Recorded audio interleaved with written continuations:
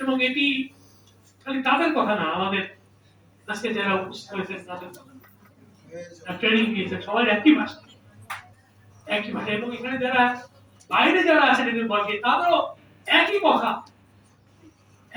Change. এবং আমি সবাই মিলেই আসুন আমরা আমাদের শহরটাকে একটু এটাকে মডেল হিসেবে আমরা দিই।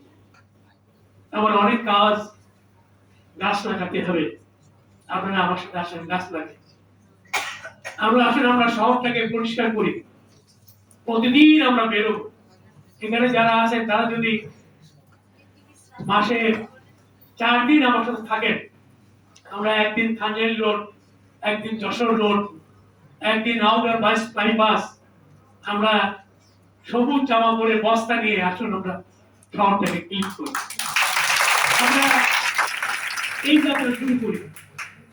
ময়ের নদী অনেক বড়, এটাকে আগে নোংরা পানি যাওয়া পাইপ বন্ধ করতে, আর আমাদের সবসময় থাকলো। আমরা কাজ করি, এগুলো দিয়ে করি।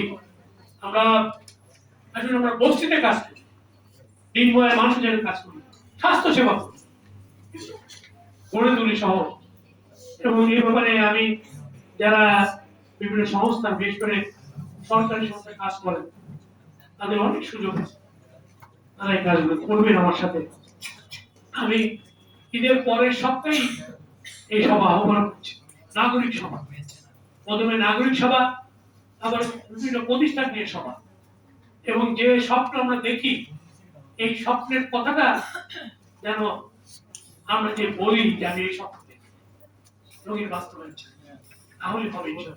আমি আশাবাদী মানুষ, যদি আমার অনেক বয়স হয়েছে, কিন্তু ভালো কাজ করার সুযোগ আমাদের আছে, এবং সেই সুযোগটা আমরা যেন নিজের পকেটটা না করি, আমরা মানুষের পকেট ভরার জন্য কাজ করি, সৎ থাকি, সৎ জীবন থাকি, সৎ জীবন গড়ে তুলি এবং সত্যনিষ্ঠ হয়ে।